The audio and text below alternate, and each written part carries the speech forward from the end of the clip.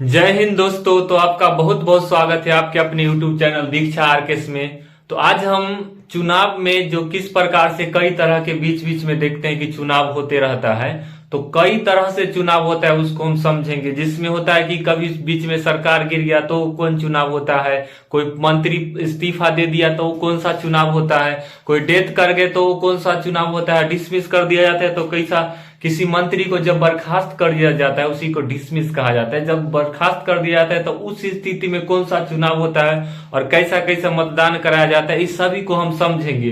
तो देखते हैं आज हम कि चुनाव के प्रकार को। तो चुनाव के प्रकार में सबसे पहले होता है आपका आम चुनाव।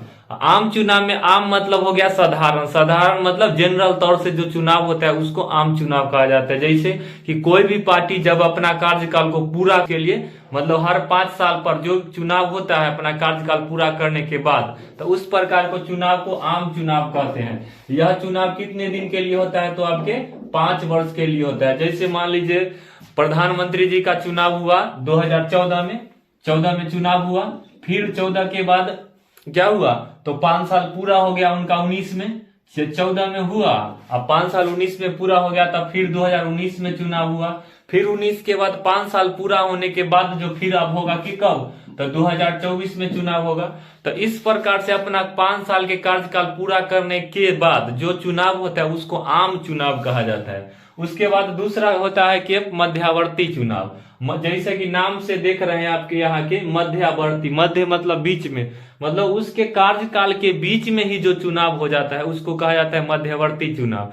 जैसे किसी सरकार से जब असंतोष या किसी का जैसे इलेक्शन को रद्द कर दिया जाता है, जैसे इंदिरा गांधी की सरकार ने जब आपातकाल लगाया था जबरदस्ती इस देश पर, तो उस स्थिति में उनको क्या किया गया था, बाद में जाकर के उनको क्या कर दिया गया था, उनका चुनाव को ही रद्द कर दिया था न्यायालय ने। तो उस स्थिति में चुनाव हुआ था, तो उस चुनाव को कहा गया, बीच में ही कार्यकाल के बीच में ही चुनाव हुआ तो उसको कहा गया आपके मध्यावर्ती चुनाव। यह चुनाव भी 5 साल के लिए होता है। जैसे मान लीजिए कि कोई सरकार चुनाया, वो 5 वर्ष के लिए चुनाया है, लेकिन वो समस्या कोई कर दिया, उसका 3 साल कार्यकाल पूरा हो चुका है, तो अभी तो बचा हुआ 2 साल बचा हुआ ही है।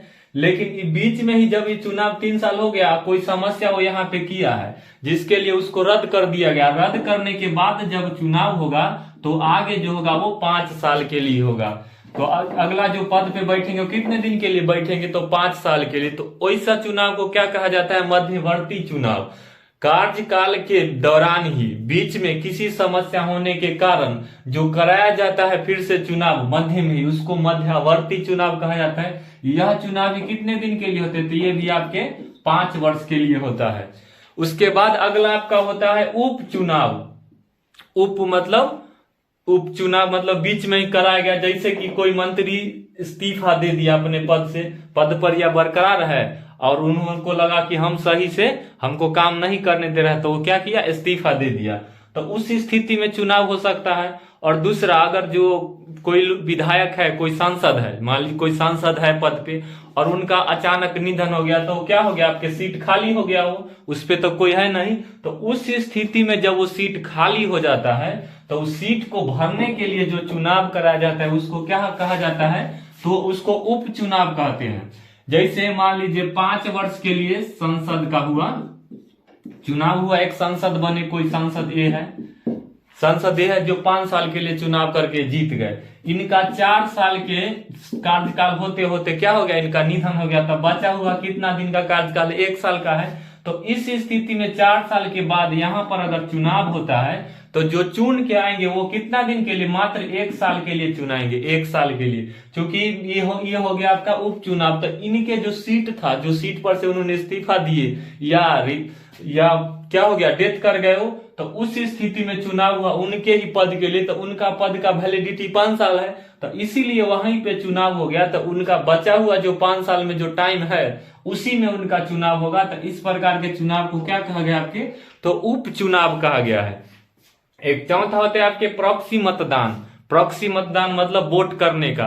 तो इसमें क्या होता है कि जैसे कोई सैन्य अधिकारी, कोई बड़ा अधिकारी है और उनको वोट डालना है, तो वो तो बहुत बड़ा अधिकारी, वो तो आ नहीं सकते हैं। और एक होता है जो बहुत अधिकारी सैन्य है और वो विदेश में सेवारत है, जिसको राजदूत कहते हैं या जो भी इस तरह का है, वो विदेश में रह रहे हैं, तो उनको तो वहां से वोट डालना संभव नहीं है। तो इसीलिए क्या कराया जाता है, वो उनके द्वारा किसी व्यक्ति से वोट डलवाए, उन दूसरे व्यक्ति को वो कहते हैं कि वोट डाल दीजिए मेरे बदला। तो उस स्थिति में जो वोट डलाया जाता है उसको कहा जाता है आपके प्रॉक्सी मतदान। तो ये समझ गए चारों की ये कैसे कैसे प्रॉक्सी मतदान। थोड़ा सा इसको सीधा हम समझिए कि जो व्यक्ति बाहर रह रहा है उसको वोट डलवाने के लिए जिस मतदान का प्रयोग करा रहा है तो उसको कहा जाता है प्रॉक्सी मतदान। इसमें सैन्य अधिकारी होता है, राजदूत, ये सब जो बाहर रहते हैं भारत से बाहर, उनको वोट कराया जाता है। तो समझे, पहला समझे आपकी आम चुनाव। तो आम मतलब होता है साधारण, साधारण मतलब जनरल। तो जनरल तौर से जो 5 साल कार्यकाल पूरा होने के बाद जो चुनाव कराया जाता है वो हो गया आपके आम चुनाव, जनरल चुनाव। और एक होता है मध्यवर्ती चुनाव, किसी घटनावश बीच में ही चुनाव को क्या करना पड़ा, रद्द कर देना पड़ा, तो उस स्थिति में जो चुनाव होगा वो भी होगा आपके मध्यवर्ती। वो भी होगा कितने दिन के लिए, 5 साल के लिए।